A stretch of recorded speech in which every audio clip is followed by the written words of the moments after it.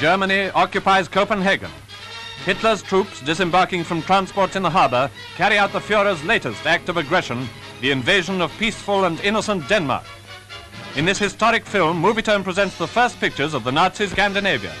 Pictures that prove the ease with which the German army took over the country and the humiliation which the Danes must have felt as the Nazi jackboot tramped from the harbor through the streets of the capital.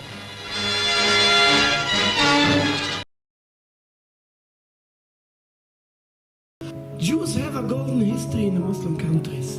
For centuries, we live in Muslim countries. Sorry, try not to hate it. Much better than in the other countries. We have been living together as Jews and Muslims for literally hundreds of years. Thousands of years we've been living together with Arab people. You can see how we live together. It's only an introduction of a political movement called Zionism. Is a Polish Jew, Gorcher Rabinovich. From where I am, Palestine seems like a paradise to me.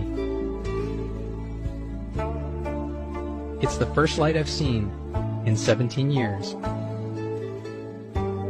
I am crying with joy. City that my father lived there for hundreds of years with this father and grandfather and great-grandfather and so on. The ship came from Poland with refugees from Jewish refugees from Poland and Germany, whatever, and they went to several countries first. Went to America, and they went to Cuba, and they wouldn't let them off, so they came to Haifa. And funny enough, Haifa is a port that my great-grandfather built, and they had a banner on the side of their boat saying, "We lost our homes in Germany and our hope.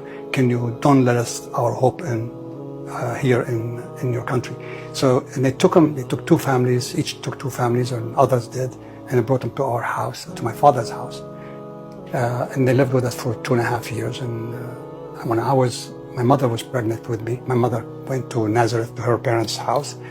She had me, and I was 9 days old when she came back to Safed to take me inside our home, and we were locked out. The fact I came back home and they wouldn't even let us into our home when my mother begged them to get a shershef or something to put around me, they wouldn't let her, so she moved on down to the refugee camp in Syria. Try to imagine that tomorrow someone comes and tells you, you have to leave your home, your parents are taken away, and you don't know if you ever see them and when, and eventually it's over and you live. And then you find out you're alone. You have no parents. You have no family. Is it over, ever? طول عمري عايشة هون، هذا بيت، هذا داري. نعم.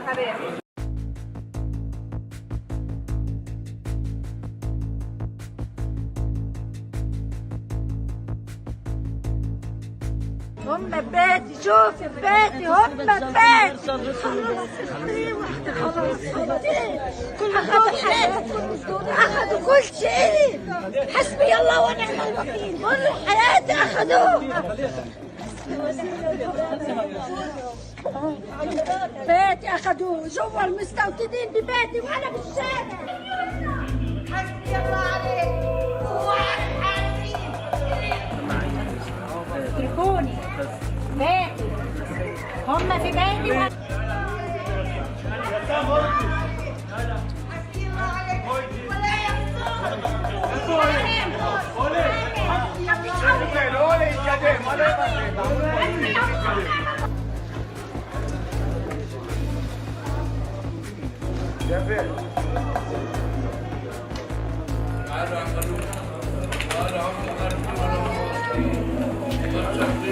أخذوا ابني دمرونا دمروا حياتي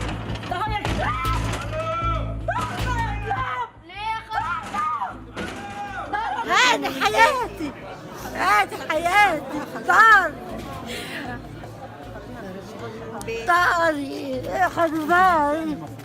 Viennese Jews suffered unprecedented violence that led to further waves of Jewish emigration. During that year, the Aryanization of property escalated, and Jewish property was confiscated, both in Austria and in Germany. You are stealing my house. And if I don't steal it, someone else is going to steal it. No one is allowed to steal it, ya ammi.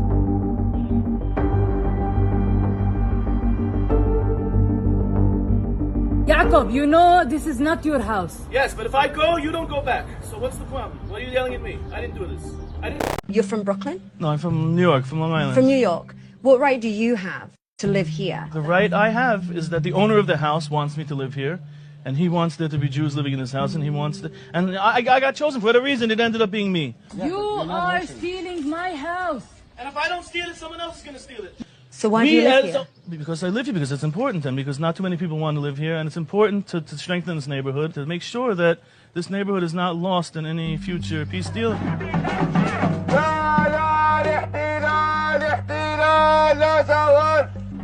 So your position here is a political position to keep Palestinians out of it? Not to keep Palestinians out of it, to keep Jews in it. And therefore keep the Palestinians who are here out of it? No, that's not, no.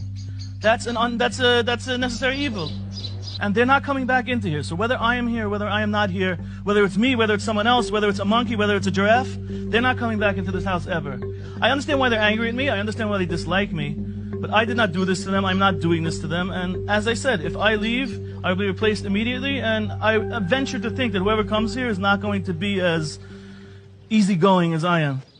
Did you know that the former chief of the Israeli Defense Staff 4 months ago compared the situation of the Palestinians in the West Bank to that of the Jews in Nazi Germany? Because in Nazi, not the genocide, that's not what he was talking about. He was talking about before the war, where the Nazi brown shirts, the thugs, could attack Jews and destroy Jewish homes and shops and assault Jews without impunity. When the police showed up, they supported the Nazis. And the former deputy chief of the Israeli Defense Staff said, we're doing the same thing to the Palestinians. When the settlers show up to harass and even kill Palestinians in the West Bank, the army shows up to protect the settlers. And this year, before October the 7th, over 250 Palestinians have been killed by the army and the settlers in the West Bank, including children. This stuff is not reported in the Western press. I'll give you a story. Right in the corner here, in front of the roundabout. This is one of the first days or weeks that I'm here in Hebron. I'm standing in the post with my commander, and it was it's a morning shift or an afternoon shift, but during the day the settlers had the protest tent here, and two young Palestinian men are coming out of the market with a lot of fruits and vegetables they bought, and settlers were in the middle of the afternoon prayer, mincha, and the second they saw the Palestinians, they left God and basically started running towards the Palestinians and beating them up and yelling, he has a knife, he has a knife. My commander and me, if the settlers say he has a knife, right away, we run towards these Palestinians. We basically smash them into a wall. There used to be a small structure near the square. It's demolished by now. And we start to physically check them. Settlers continue to beat them up as we do it. It doesn't take more than like 40-50 seconds. I look at my commander, he looks at me, we understand there is nothing. This was saying that they have a knife was just a way of the settlers to get us engaged. So we put the Palestinians on the ground, turn our back to them, face the settlers, and ask them nicely to stop beating them up. Because our orders are we cannot intervene. Our job here is to protect the settlers. If we see settlers attacking Palestinians, not our job. We cannot enforce the law on them. That's the job of the Israeli police. And my commander goes on the radio and calls our headquarters, asks them to call the police. The police is responsible for protecting the Palestinians? The police is responsible officially, formally, and enforcing law on settlers. And part of it includes, stopping them if they attack Palestinians. But the police doesn't do their job. Settlers continued beating them up for a few minutes. Then they went into a car and drove away. By 1938, German authorities had isolated and segregated Germany's Jews, expelling them from the professions and eliminating most opportunities to earn a living. Palestinians have been banned from walking on this street, even if they live on it. So the Israeli military welded these Palestinian doors shut. This is welding. We actually welded shut their doors. We send Israeli soldiers to weld shut those front doors of these families while everyone else who is not a Palestinian can walk freely. This video shows what it takes for one Palestinian woman to leave her home. She climbs her roof and scales back down to the ground to exit on a back street where she is allowed to be. But if you're a Jewish settler, you can walk out in the front, in your front of your front door. Yeah. Look at us. Not only if you're a Jewish settler, everyone who is not a Palestinian. إمتى آخر مرة مشيتي على شارع شهداء؟ يمكن من 25 سنة. 25 سنة. A woman with a child fell to the ground and begged, "Shoot me, shoot me." The SS soldier, a Ukrainian, took the child's head, placed it next to the woman's head, and shot through it. And he said, "One bullet." ADF soldiers have t-shirts where they have pregnant women in crosshairs that says "one shot, two kills." Like, these people are fucking sick. Yeah. Is there a photo of that anywhere? Yes, there is. Look it up. IDF soldier pregnant woman t-shirt. They also have crosshairs of babies. Not only that, but on top of all of this happening, you have colonial settlers who come down and they're cheering them on. They're like, this is the best show in town. They're sitting there drinking coffee and beer and just cheering on this massacre that's been going on for 4 weeks. Look at this. There it is. One shot, two kills. Wow.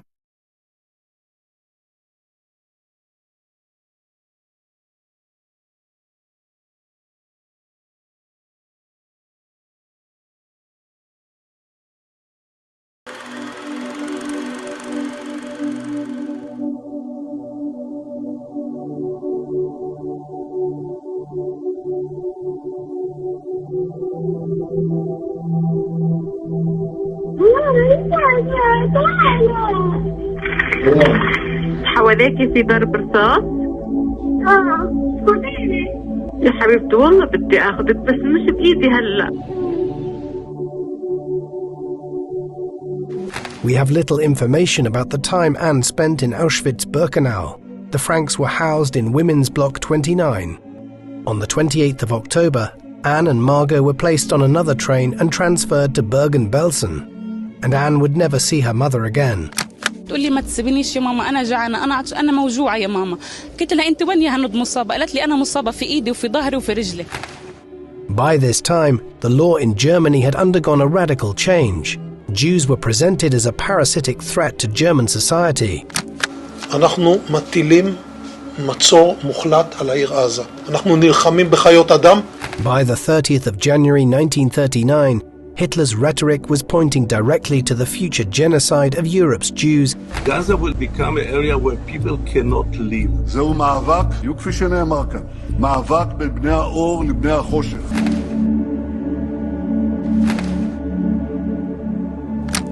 And the sight of German soldiers soon became commonplace. Anne had been scared during the invasion. قريب كتير. Anne was escorted downstairs with the others, hustled into the van and taken to the station. There they were all put on a train for Germany. Tragically, it was the very last convoy of Jews to leave Amsterdam. On the 2nd of September, the Franks were called forward to board a train. They departed Westerbork the following day. Otto Frank recalled how Anne gazed out of the train window, after which the train ground to its last stop, Auschwitz. يا رب تحمينا.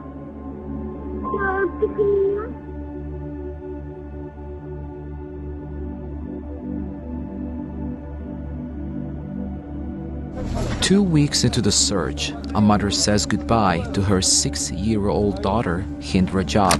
British troops arrived at Bergen-Belsen. Anne and Margot were not found. Both had died, probably from typhus, just days before their liberators arrived. In most biographies, childhood is but a single chapter in a life full of other experiences and events. This biography, in contrast, covers only 15 years.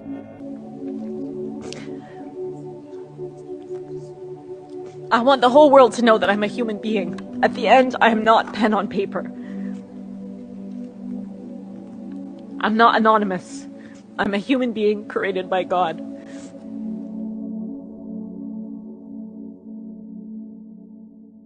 You know, the reason the world remembers Anne Frank is not because she's the only Jewish child who suffered during the Holocaust, because so many countless nameless Jewish kids during the Holocaust died horribly. But the difference with Anne is that she left behind a diary. And similarly for Hind Rajab, because Hind Rajab is obviously not the only Palestinian child who died. Officially now it's 17,000 kids, but it's much more. When all is said and done, when the dust settles, and they're going to find kids under the rubble, it's going to be God knows how many. But why do we know Hind Rajab? Because she too left something behind, the phone call. And for me, that's what's similar about Hind and Anne, is that they represent countless other children whose stories we'll never know. After the Second World War, the German system didn't fail to prosecute Nazi war criminals. It deliberately decided not to prosecute them because many of the judges were Nazi war criminals. There is evidence that a very high percentage of German judges, particularly West German judges, between 1945 and 1967 were Nazis. I don't say former Nazis, I say Nazis, people who sympathize with the Nazis. The Ministry of Justice are like 99% former Nazis, and they are the ones who are creating and defining the new legal system. They were sitting in judgment of themselves, and obviously the result was terrible, terrible injustice. Throughout the 1930s, until the end of the Holocaust and World War II, Nazi German officials threatened and destroyed the freedoms, humanity, and lives of Jews and other groups living under their control. One critical step in the Nazis' persecution of Jews was putting false ideas about race into official German law. How did they do it? The Nuremberg race laws. Palestinians are mostly convicted in military courts and Israelis are convicted in non-military courts. These are two of the main judicial systems in Israel, a civilian court system and a military court system. Military courts are presided by Israeli military judges, there are Israeli military prosecutors, and they operate under Israeli military law, which is very, very different to the Israeli non-military legal system. The scope of each of these different court systems is determined not even by the territory and not by the nature of the charge, but rather by who is being prosecuted. This court system mostly stems from military orders that go back to the beginning of the Israeli occupation of Palestinian territories in 1967. Israeli military and civilians have feared violent resistance from Palestinians. So these military orders list rules for public order and security. And we're talking about gatherings of 10 or more persons for a matter that may be construed as political without military approval. It also bans the display of flags or political symbols, except with a permit. And people who violate the order could be liable for imprisonment for 10 years, or a large fine, or both. Another crucial order is number 1651. It's a 108-page document which consolidated a sweeping list of offenses, including a 10-year sentence for anyone who attempts to influence public opinion in the region in a manner which may harm public peace, or potential life imprisonment for any act deemed a disturbance to the security of the area or the IDF, the Israeli Defense Forces. Which is quite vague in order. Here's an example of how the orders are used. In 2016, a lawyer was detained during a peaceful demonstration in the West Bank city of Hebron that called for reopening a main downtown street that the army prohibits Palestinians from accessing. One of his charges was for demonstrating without a permit, and another for attempting to influence public opinion in the area in a manner that may harm public order or safety. In other recent cases, Israel charged Palestinian journalists with incitement, saying news videos they had taken, which were often of confrontations between Palestinians and Israeli forces, political processions, or funerals, constituted incitement.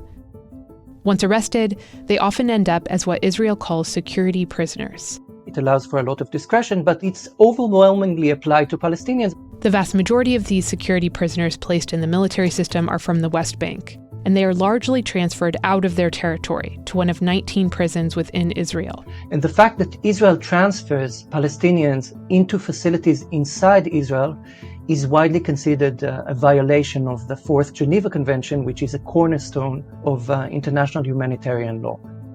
A smaller number of security prisoners are also Palestinians from Gaza, though they are often sent through a different system.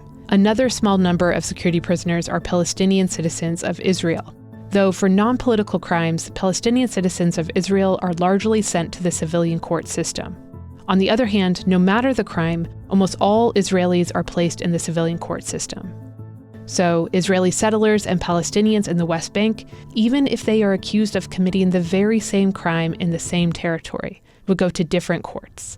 Israelis to civilian court, and Palestinians to military court, where, from the moment they are arrested, through their detention, they are governed by a starkly different set of laws.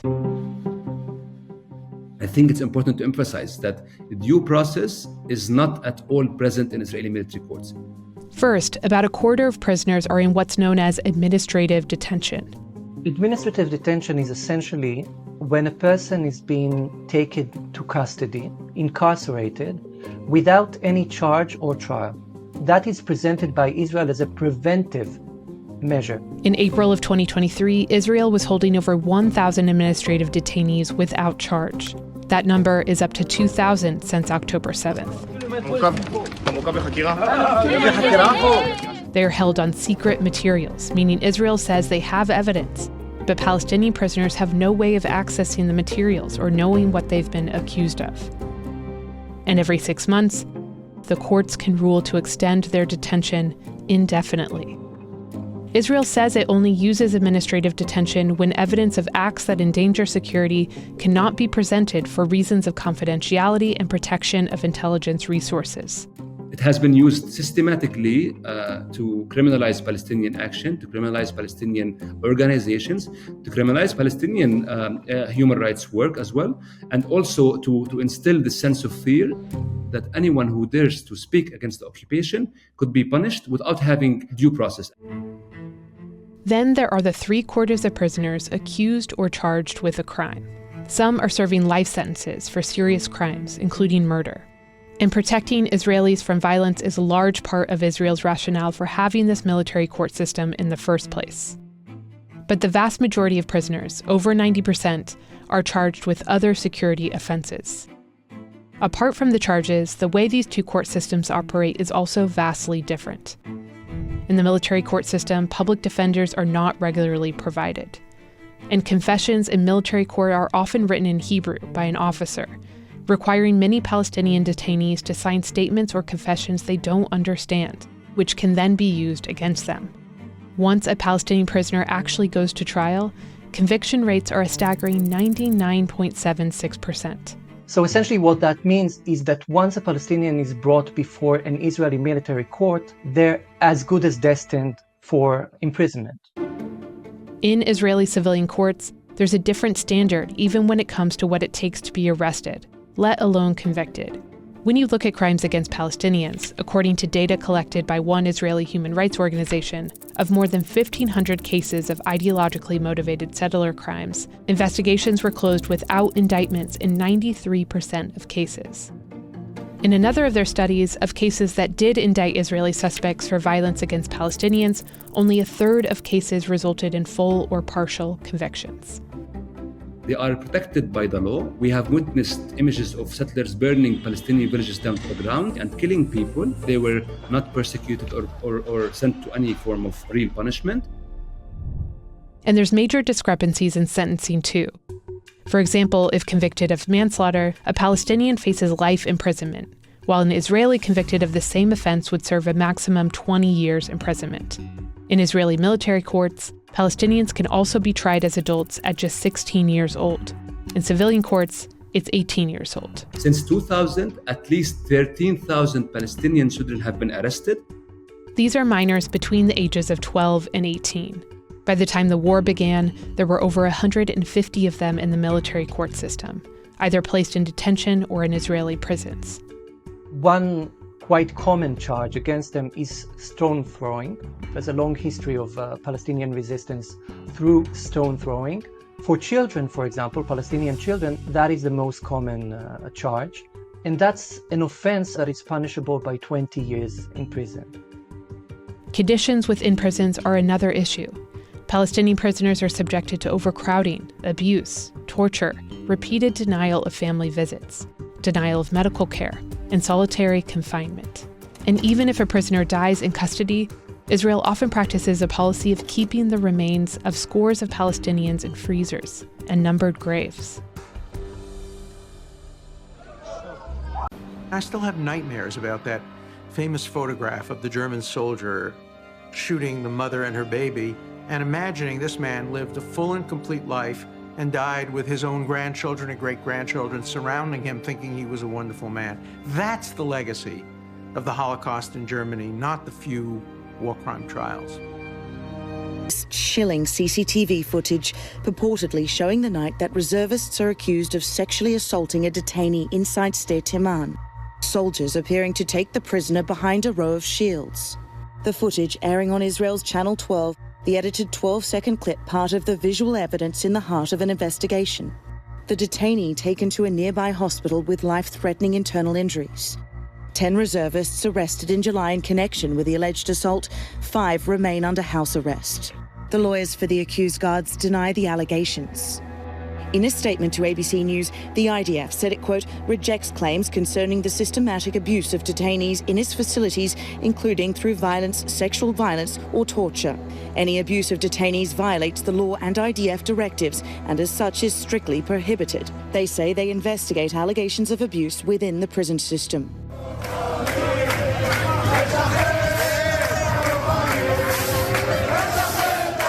The arrests sparking anger among Israel's far right. Crowds seen here trying to storm both Sder Timan and the detention facility the accused soldiers were held in July, defending the arrested soldiers' right to treat the prisoners how they will. Many Sder Timan detainees have been released back into Gaza without charge. The rest have been transferred into the Israeli prison system. That system run by this man, far-right Minister for National Security, Itamar Ben-Gvir. קייטנה חייבת להיפסק. לא יכול להיות מצב שבו מחבלים ארורים שרצחו ילדים, רצחו נשים, יקבלו תנאים של קייטנה. Seen here boasting about the conditions inside those jails, saying one of his highest goals is to worsen the conditions of the terrorists in the prisons and to reduce their rights to the legal minimum. He goes on to say, I have already proposed a much simpler solution of enacting the death penalty for terrorists, which would solve the overcrowding issue. The most في الليل لا أستطيع النوم. لا أنا مثل أي إنسان عادي بسبب هذا الظلم الذي وقع علي. Limping, hunched over and cradling his arm, after 9 months in an Israeli prison, Moazzez Abayat is a broken man. Nice to meet you. From his home in Bethlehem, Moazzez describes to us the abuse he says he received at the hands of the Israeli guards inside Kitziot prison.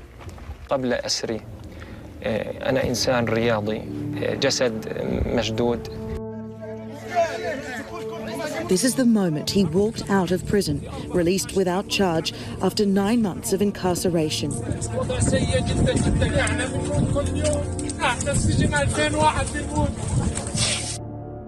كان في رأسي ضرب في هذه المنطقة بمواسير حديدية وأداة حديدية على رأسي. يدي اليمنى كسرت من هذه المنطقة وكنت أعاني منها وما زلت أعاني منها إصابات. كما كسرت قدمي من هنا من هذا الاتجاه وأنا أعاني لا أستطيع. كما تعرضت لحروق في أقدامي. Arrested at his home in late October, Moazzez was accused of having links to Hamas. أنا إنسان مدني أعزل. لم تعتقلني من جبهة قتال ولا من دبابة مصفحة. فقال لي وشد علي في الكلام، قال لي أنت قاتل. قلت أنا لست قاتلا وأنا لست في صفك ولا في صفهم. فأرجع علي غطاء العين. ثم دخلوا علي مجموعة رجال من وحدة النحشن وانهالوا علي بالضرب. Moazzez says he was routinely stripped naked and hit in his genitals. Edmondsdorf's charges included the deportation of 10,000 people, the destruction of villages, schools and churches, the shootings of disabled people during the construction of fortifications, the using of people as human shields, the organization of reprisal operations against civilians under the guise of fighting partisans, and the establishment of camps in which many people die. Palestinian detainees are forced to serve as human shields by Israeli forces during raids in Gaza with the knowledge of senior officials, according to an exclusive report by Haaretz. Civilian detainees, including the elderly and minors, are forced to wear Israeli army uniforms and carry cameras as they are sent to inspect buildings and tunnels for booby traps or clear paths for Israeli soldiers just minutes before raids begin. Their hands are often cuffed, and instead of military boots, they wear sneakers or socks. Some are held with the soldiers for up to a week. الجنود معهم صاروا ينقلوا فينا من هان لهان من دار لدار يستخدمون درع بشري لهم كانوا يلبسونا كاميرا ونروح نصور البيوت. An Israeli conscript confirmed the practice and that it was done with the knowledge of the brigade commander. The report also details an incident where a Palestinian was dressed in white overalls and sent to lure out resistance fighters. Complaints from soldiers about these practices were reportedly suppressed by senior army officials, who claimed that some lives were more important than others, that tracking dogs previously used for locating explosives were discharged and needed to be replaced, and that a soldier doesn't need to take an interest in the laws of war. This is not the first time Israel is under the spotlight for using Palestinians as human shields, and although the act was banned in 2005 by the Israeli Army Chief of Staff, the practice is still prevalent both in Gaza and in the occupied West Bank. Irrespective of the specific jurisdiction of the ICC, what mechanism would you recommend if there was to be some question about accountability, whether it be on the side of Hamas or the side of Israel, some kind of accountability for the leadership for any actions taken? What would be the mechanism in your opinion? Well, it's perfectly appropriate to go after Hamas if the ICC claims jurisdiction over non-states and non-members because they have no judiciary. There is no conceivable claim of complementarity. But as far as Israel is concerned, they ought to send investigators to investigate one thing, that is whether Israel has a viable judiciary and whether the judiciary can investigate and will investigate the charges the ICC is making. The ICC has the power to investigate and issue warrants only if they conclude that Israel is incapable or unwilling to conduct this investigation. The various countries that signed on to the Rome Treaty, the United States did not and Israel did not, but the countries that did it on the assumption that if they're a democracy, they wouldn't have their leaders investigated by an outside court.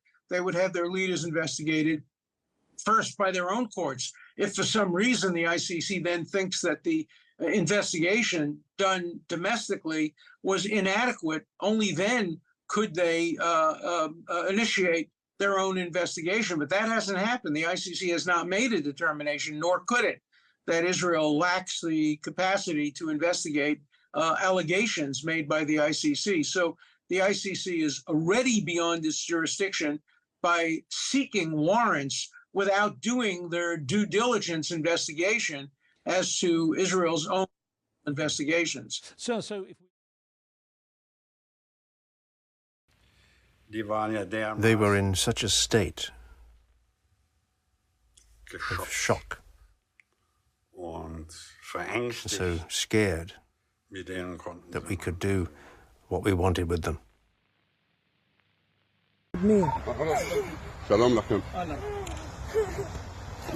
ילדים שלך? זה לא ילדים. הכל בסדר, תתרחק. אני מתרחק. אל תתקרב אליי. אני לא מתקרב, אני באתי... ילדים שלך? זה לא ילדים שלי, אבל באתי לברר שמשפחה שלהם בוכה, זה ילדים בן אתה מכיר את ההורים שלהם? אני מכיר את ההורים שלהם. אז תתקשר אליהם, חוץ מזה הכל בסדר, תודה רבה לך. אבל אחי זה ילדים... ولا شيء راح اروح.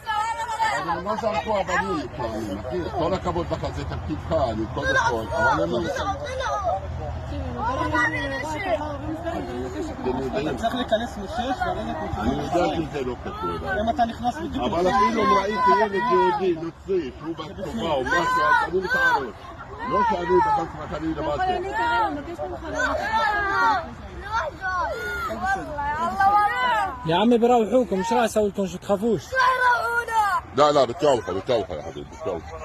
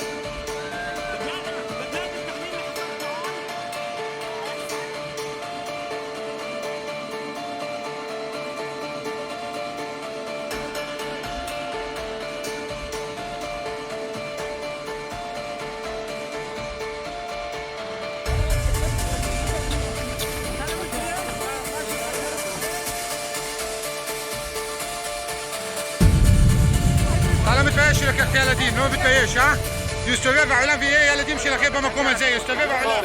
מי ארבית?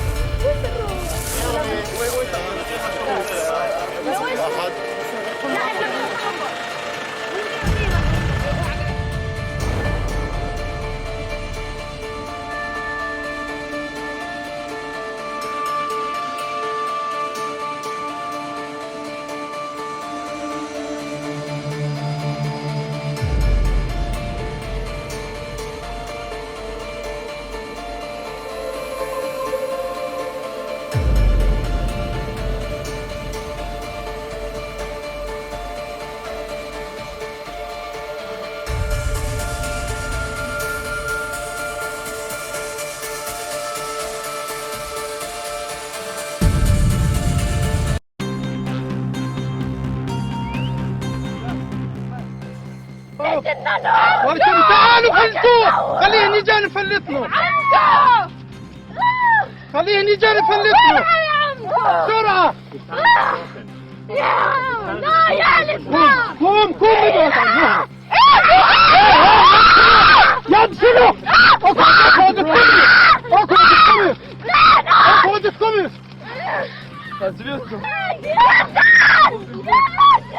دكتور Get the fuck out of my face!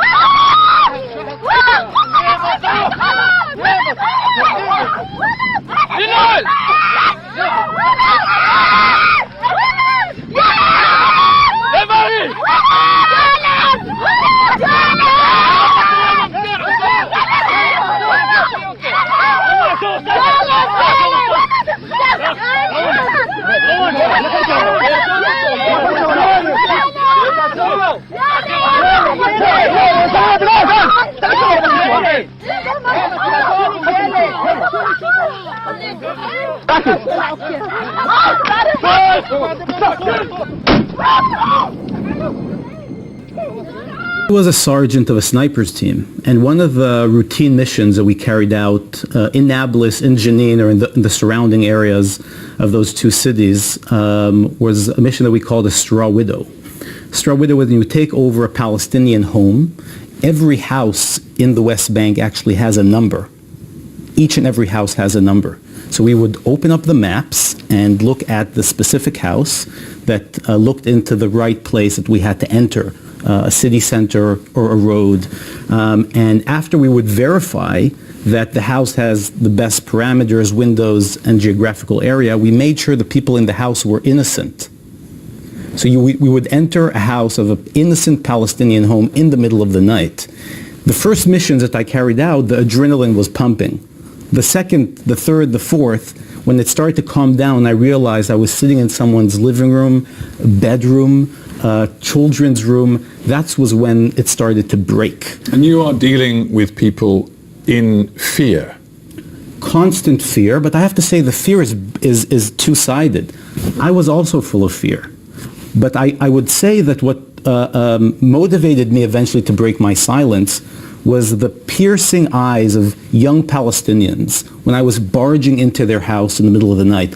I could always justify it to myself, but those eyes, the anger, their fear, was what eventually helped me overcome that. Not one country in the entire Arab world wants to help them. Why? This is, thank you. 1938, the Evian Conference, an international summit in which 32 nations participated, took place in France. Its express purpose was to find a solution that would ease the emigration of German and Austrian Jews. Ultimately, none of the countries participating in the conference agreed in practice to open their gates to Jewish immigration or to increase immigration quotas for Jewish refugees. I'll answer in one simple sentence. Why did any of the European countries or the United States want Jews before the Nazi Holocaust? Maybe the Jews were like the Palestinians. They were so horrible, or as the current Israeli government calls them, human animals. Do you think that's the reason? Do you think that's the reason? You're smiling, but your stupid smirk won't change the fact that the very argument you used, it was used by Hitler to justify the extermination of the Jews. Nobody wants them because they're so terrible and so horrible. You're a Nazi speaking now in those kinds of arguments. I want to thank Dr. Norman Finkelstein.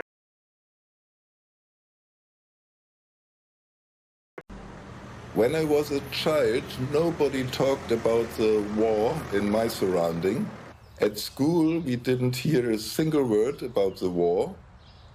I had to learn when I was 16 and 17 in some movies or in some books that there was a war that started in my country. Some like to talk about the war, but only what they suffered during the war or what heroes they were during the war. Nobody talked about the victims.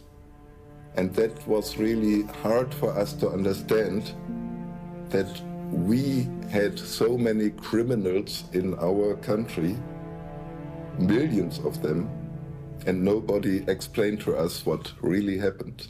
I grew up in a settlement in the West Bank, and I served in Hebron in the West Bank. And while serving, I was a tour guide. I used to take groups of soldiers for tours in the Tomb of the Patriarchs in Hebron. And I didn't know what occupation is while taking these tours in this huge Palestinian city, surrounded by soldiers, and there are settlements in the middle of the city, and I didn't know that this city is under military control while I'm taking part of this military control, while I'm a settler myself. Every Israeli citizen knows clearly that if you dare to show the slightest sentiment towards the people of Gaza, if you criticize killing of innocent civilians, you will be politically persecuted. You will go through public shaming. You will lose your job, and in my case, be put in jail. I wanted as many Israelis to know what is done on their behalf. Most Israelis don't know, because the mainstream media doesn't show. They wished me to die, they wished my children to die, they threatened to rape my daughter. Here in Israel, for generations, we kill the Palestinians, we injure the Palestinians, we confiscate their property, their waters, and most Israelis expect them to accept it. And when they don't accept it, they react in violent way. They blame them. They are deprived their basic rights. And for most Israelis, it can go on forever. How can we expect the Palestinians to live under occupation forever? The first day 11 Holocaust deniers came, they shouted out loud and even shared some papers.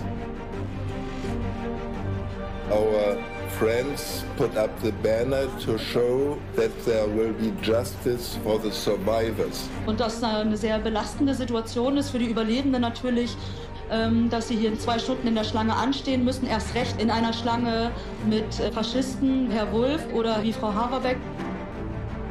In Auschwitz hat es keine Vergasung gegeben. Auschwitz war kein Vernichtungslager, wie die Kommandanturbefehle, wie die Reichsbefehle etc. Wir werden das Gespräch jetzt beenden. Sie haben strafrelevante Sachen. Ich habe Ihnen das heute schon gesagt. Ist egal, Sie kriegen ein Strafverfahren von uns. Sie kriegen auch einen Platzverweis. Ich habe gesagt, ich gehe darüber zu einem öffentlichen Prozess und ich habe gesagt, bitte kriminalisieren Sie uns hier nicht, indem ich hier von Ihnen angesprochen werde. Ich möchte an einem Prozess teilnehmen.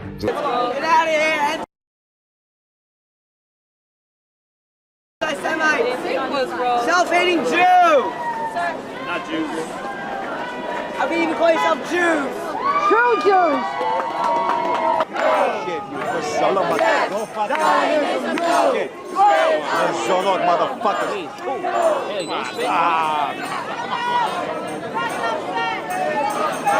Come here! Come here! Shut up!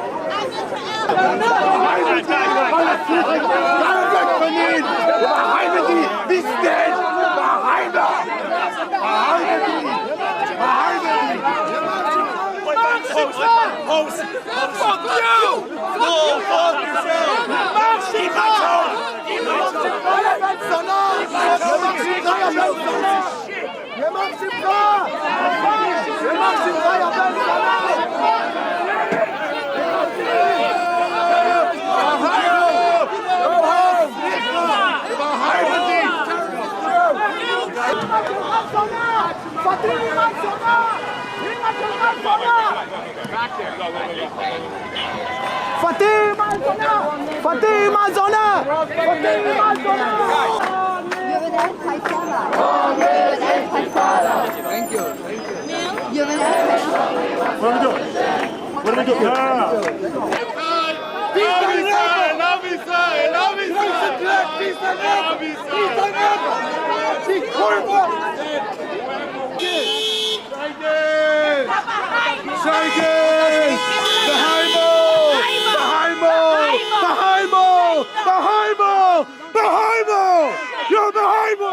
You're behind me! You're animals!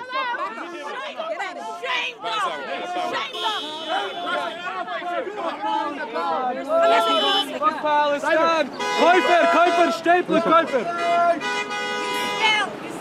You smell the virus striche behind me! Chaya! Chaya! Am Yisrael! Palestine! There's no such thing as Palestine! I'm gonna buy land in Gaza! I'm gonna buy beachfront property in Rafah! What happened to Rafah? No more! No more Rafah! No more Gaza! No more Rafah! No more Gaza! Gaza! Gaza! Gaza! Gaza! Goodbye! Gaza! Gaza! Gaza! Gaza! Gaza! Gaza! Goodbye!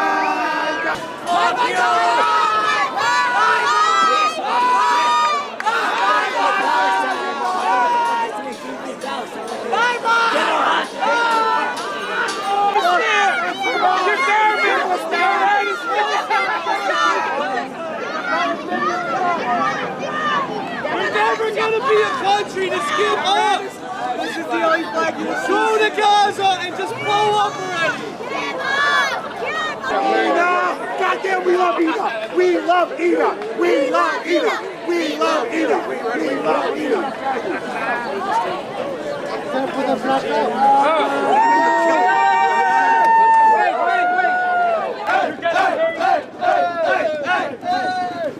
All right, guys, thank you. All right, good work.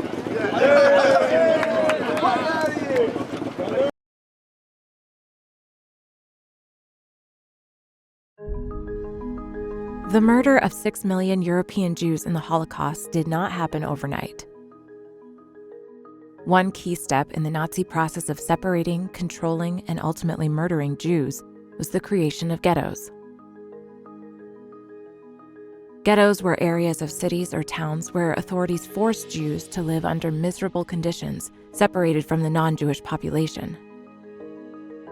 These areas were often enclosed by walls, fences, or barbed wire. This 65-kilometer-long iron wall took 3.5 years to complete. It boasts a sensor-equipped underground wall, an above-ground fence, a naval barrier, hundreds of camera and radar systems, and a control room. It even stretches out into the Mediterranean Sea. But for the 2 million Gazans, it's just further confirmation they are living in the world's largest outdoor prison, blocked off from the rest of the world. In many ghettos, harsh and inhumane conditions often proved to be deadly. Deliberate overcrowding led to the rampant spread of diseases. There was limited access to running water, food, and medicine. Fuel for heat in the winter was scarce. And amid these conditions, many Jews were forced to carry out hard labor. Hundreds of thousands of Jews died in ghettos from disease, starvation, cold, unprovoked violence, or suicide. Many Gazan residents already live in appalling conditions, with little access to clean drinking water, crippling power outages, and inadequate health care. The UN says about 80% of the population depend on international assistance following years of conflict and blockade. Humanitarian groups predict this new imposing iron wall is only expected to worsen conditions further. Rather than operate the ghettos themselves, the Nazis created Jewish councils to carry out their orders. In many ghettos, Jewish councils did their best to provide a variety of social, economic, and cultural services under brutal and difficult conditions. Jewish councils remain a controversial subject. Jewish people tried to maintain their dignity and sense of community in the face of Nazi efforts to dehumanize and degrade them. Ghettos were small, segregated, and densely populated areas where people were forcibly transferred and isolated from the rest of society. The Jewish population in Poland was ethnically cleansed from different parts of the country and transferred to these ghettos. The Germans built thousands of them, but the largest was in Warsaw. The Warsaw Ghetto was 3.4 kilometers squared, and at its height housed almost 500,000 Jews. Jews were caged in, as Germans built 10-foot walls topped with barbed wire around the ghetto. No one could come in or go out, and anyone trying to escape was shot on sight. On a daily basis, Germans would kill people without much reason other than for being Jewish, and sometimes at the end of the day they would hold victory parties. Wait a second, don't these ghettos sound eerily familiar?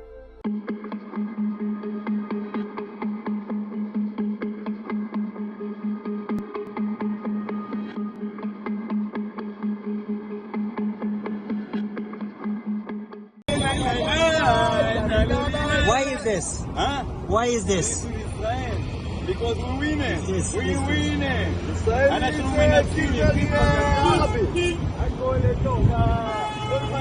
ערבים בשם. What is this? הרגו ערבים בשם.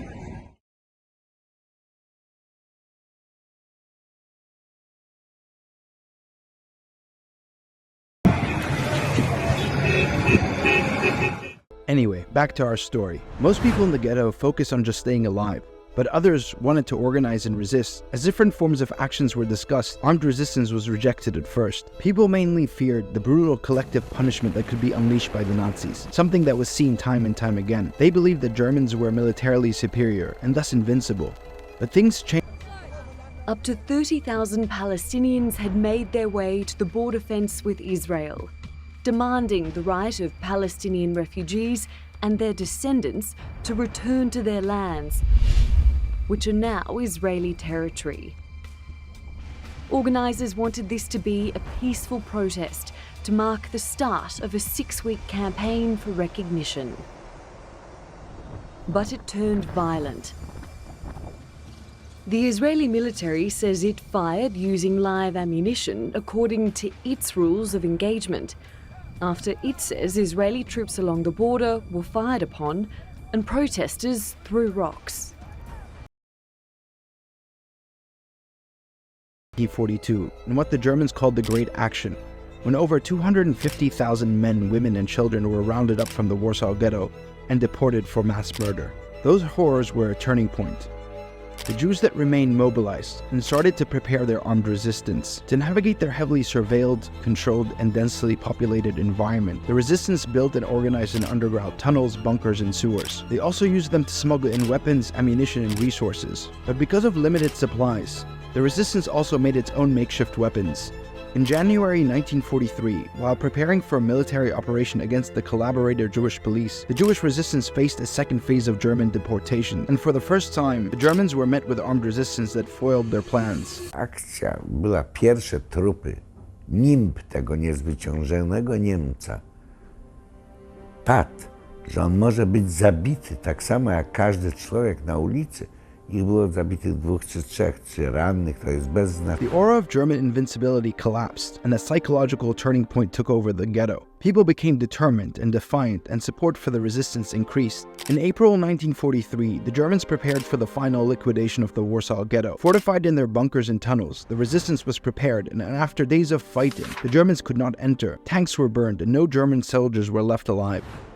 הגיבורים הגדולים הגרמנים נסוגו בפחד עצום בפני הרימונים היהודיים והפצצות היהודיות מתוצרת בית. This was another major victory for the Jewish resistance. The Nazis were shaken and shocked. Unable to make progress in facing these losses, the Germans decided to burn the entire ghetto down while people were in it. They set the ghetto ablaze, and the combination of fires and German bullets ravaged everyone. Resistance continued sporadically until June, but then was completely extinguished. The ghetto was entirely destroyed, and 13,000 of the 57,000 people were killed during the uprising, and the rest faced deportation and extermination. Only some escaped to one day tell the tale. This is what became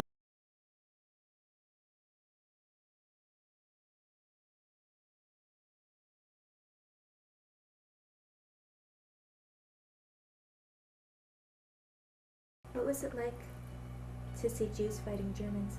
I don't think that it was a question at that point of Jews fighting Germans. It was us not going without resistance.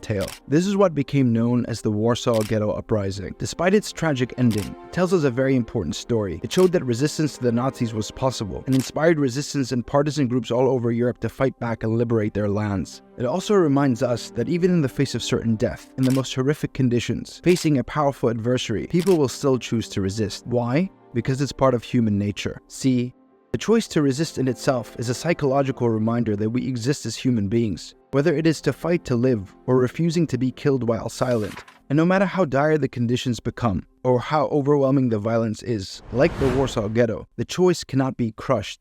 For a long time, people in the human rights community and sort of in the media have used the analogy of an open-air prison to describe Gaza.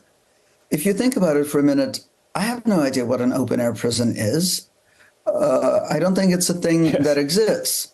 And the thing about metaphors is that they have to call up or analogies, they have to call up something that we can imagine. And when I thought about what Gaza really is, Gaza under siege, so Gaza before October 7th, it is most like a ghetto. There are significant differences, and I'm not saying that there aren't. But the closest analogy that we have to Gaza, which is an isolated, immiserated, hyper-densely populated space that is controlled by the people who built the fence, but isn't governed by them, but is actually governed by a force that is in many key ways enabled by the people who built the fence. So the reason that I think it's important to use the word ghetto is because it gives us language for what is happening now, which is that the ghetto is being liquidated. And the reason I think that's important is because after the Holocaust, humanity said, never again. Well, in order to make never again not an empty slogan, not a magic spell, but an actual political project, we have to have tools for recognizing when something like that is happening so that it actually can not happen again. And I think something like that is happening in Gaza.